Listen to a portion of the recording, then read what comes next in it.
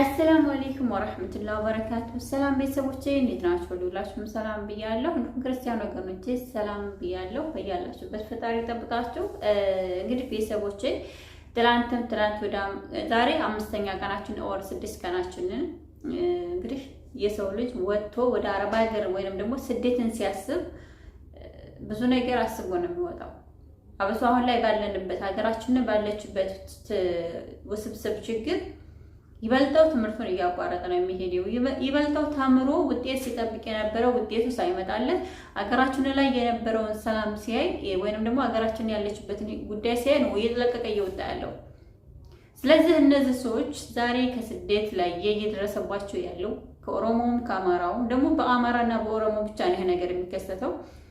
ግን በሁለት ሶስት ሰዎች መካከል አንዱ ፖለቲከኛ አንደኛው ፖለቲከኛ ከዚህኛው ለአማራው ወይም ለኦሮሞ ማይጠቅመው ኃይል ነው እንደዚህ ያደርጋቸው ያለው። ግን እኔ ጥያቄ የሚሆንብኝ አረብ ሀገር ላይ 5 ዓመት 6 ዓመት 7 ዓመት 16 ዓመት የሰራን ሰዎች ሊኖሩ ይችላል። እስከ 20 ዓመት የሰሩ ሰዎች ሊኖሩ ይችላሉ።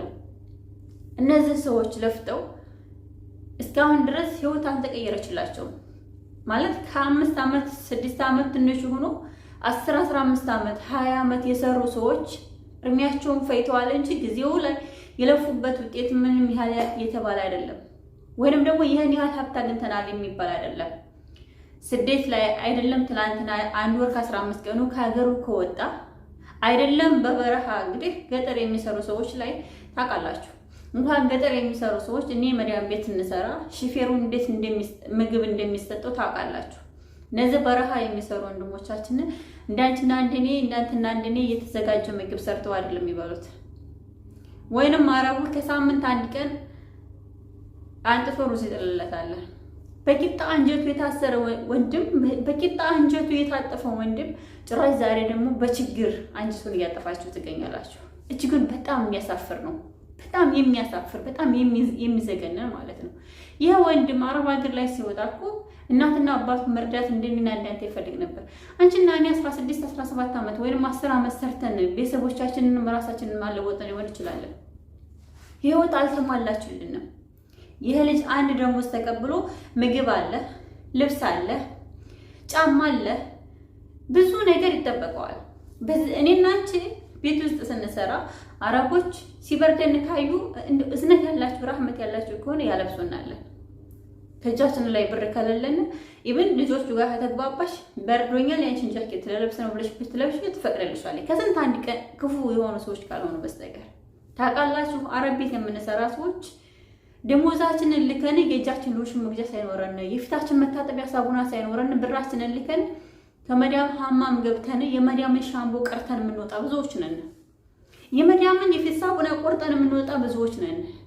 እኔ ዛሬ ደሞዝ የለኝም ካርድም የለኝም የምንልባት ነው። ሁለተኛ ቤት ውስጥ ስንሰራ ምሳ ከፈለግን ቁርስ ከፈለግን እንደዚህም ደግሞ ከቁርስ በኋላ ከምሳ በኋላ የፈለግነውን ነገር ሻይም ይሁን ምንም ይሁን ግሃም ይሁን ምስካፌም ይሁን ሰርተን እንጠጣለን እንበላለን። እነዚህ ገጠር የሚሰሩ ወንድሞቻችሁ ግን ወላሂ ነው የምላችሁ እንኳን ገጠር የሚሰሩ ቤት ውስጥ እንደዚህ ከተማ ውስጥ የሚሰሩ ሹፌሮች እንዴት ሆነው እንደሚኖሩ ታውቃላችሁ። ጨባጢ ነው ራሳቸው ከስራ መተው ደክማቸው ላበታቸውን ሳይደርቅ መተው እንደገና ኩሽና ገብተው ከዛ እንደገና ያገኙትን ነገር በልተው የሚያድሩ ናቸው ታውቃላችሁ። ወይንም አንዳንድ አረቦች ተተረፋችሁ ከ8 ቀን ከ10 ቀን በኋላ ፍሪጅ አስቀምጠው አንጥቶ የሚወረውሩላቸው ናቸው። እንደዚህ ናቸው እየታፈኑ ያሉት። እነዚህ ናቸው እንዳይሰሩ እየተደረጉ ያሉት።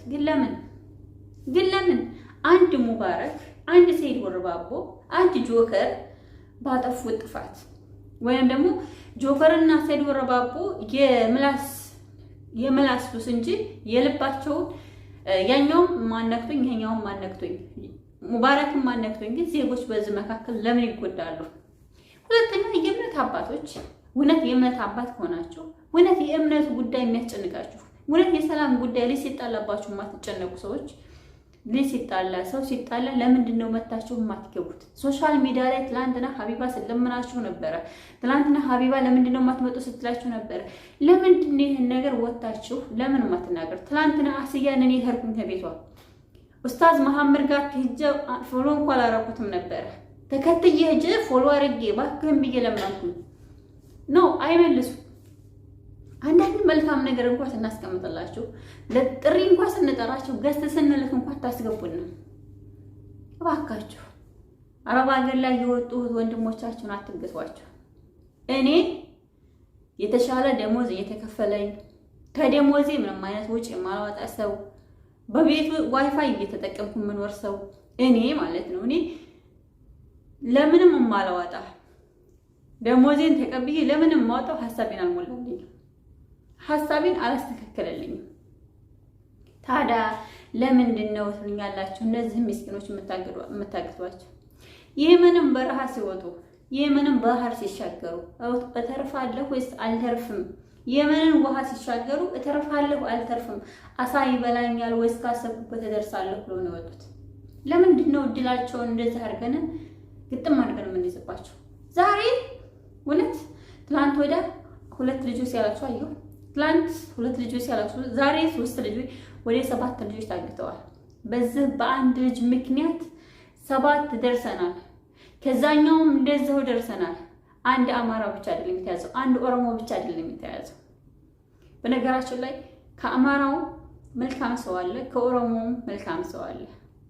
ግን ከኦሮሞና ከአማራው ላይ ያለውን መጥፎ ሰው ማውጣትና ማባረር እየቻልን ሳንችል ቀርተን ሁለቱንም እናስጨርሳቸዋለን።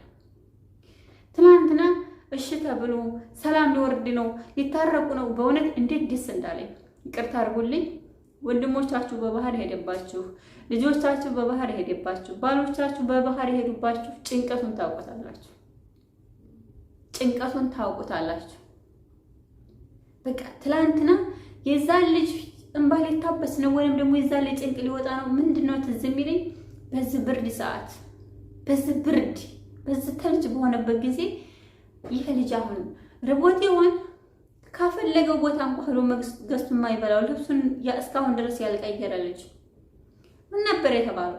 ከመጣ 1 ዓመት ሰርቷል አብሮ እሱ እንደሆነ መቶታል፣ እንደዚህ ብሎታል፣ እንደዚህ አድርጎታል ሲባል ነበር። አልመታም። ተጨንቆ ነው። ትናንትና አሁን ሲናገር ሰምታችኋል ቪዲዮውን። ተጨንቆ ነው። እነዛ እያስፈራሩት ነው። እድል ስጡት ሲናገር እያሉ ነው። ተጨንቆ ነው እንጂ ልጅየው እጁ የመታ ልጅ አይደለም። ግን ቢናገር ህይወቱን ያጠፉታል። ህይወቱን ስለሚያጠፉት ስለፈራ ነው ልጅየው እንጂ መናገር ይፈልግ ነበር። ለዛም ደግሞ እሺ መትቻለሁ እንኳን እያለ ዛሬም ካሳ ይጠይቃሉ። ዛሬም ብር ይፈልጋሉ። እውነት ከዚህ ከጉሮሯቸው ሊወርድ ነው? እውነት እንደዚህ ሊበሉት ነው? እውነት የሰላም እንቅልፍ ሊተኙ ነው? በሰው ልጅ ላይ ደንበር አልፈው አይኑ እስከሚያብድ ድረስ መተውት የነሱ ቁስል ሳይታይ መቶኛል፣ ተመትቻለሁኝ፣ ተደብድቤያለሁኝ፣ ዛሬም ካሳ ያስፈልገኛል፣ ዛሬም ካሳ ያስፈልገኛል። ውሸት እንግዲህ እስከ ዛሬ ድረስ 1 ዓመቱ ከመጣ 1 ዓመት አብሮ የሰራ ነበር። ውሸት ነው፣ 1 ዓመት አይደለም። ሰማችሁ? ከራሱ ቃል ምን ተናገረ? 1 ዓመት አይደለም። አያችሁ? ለዚህ ነው ልጁ ታፍኗል ሲባል የነበረው። ልጁ እንዳይናገር አሁንም የቀረ የታፈነ ነገር አለ። ልጁ እጁ አልመታም። ቢናገር እመታለሁ ብሎ ነው። ቢናገር ቢተነፍስ እመታለሁ ብሎ ፈርቶ ነው። ለዚህም ነው ልጁ መናገር ያልፈለገው። በጣም ሁላችንም እስከ ዛሬ ድረስ ልጁ ከመጣ ዛሬ 1 ዓመቱ 2 ዓመቱ 3 ዓመቱ እያልን ስንል ነበር። ልጁ ከመጣ 1 ወሩ መጥቷል ትላላችሁ። አልመታም። ያው እንግዲህ እንዳልመታ ታውቃላችሁ። እንዳልመታ የምታውቁበት ከራሱ ድምፅ ነው። ተናገረ ልጅየው። እስከ ዛሬ ድረስ ብዙ ስንለው ነበረ፣ ብዙ ስትሉት ነበር። አብሮ በልተው አብረው ጠጥተው ለምን አልታገሱ ምናምን። ልጅየው ሲጀመርም አልመታም። እንዳልመምታቱ ደግሞ ይኸው መሰከረ። የፈለጋችሁ አፋፉን እያሉት ነው። ሙባረክ አትናገሩት፣ ይናገር የፈለገውን እያለ እያስፈራራቸው ነው እንጂ ልጅየው ገና ከመጣ 1 ወሩ ገና ባህርን ከተሻገረ ገና 1 ወር ከ14 ቀኑ። ይህን ህፃን ልጅ ነው እንግዲህ አፍነው አይኑ እስካበጥ አይኑ እስከደማ አይኑ እስከመገለ ድረስ ያፈረጡት። ለዚህም ደግሞ ብር ሲሰበሰብለት አደረ። በጣም ያሳፍራል።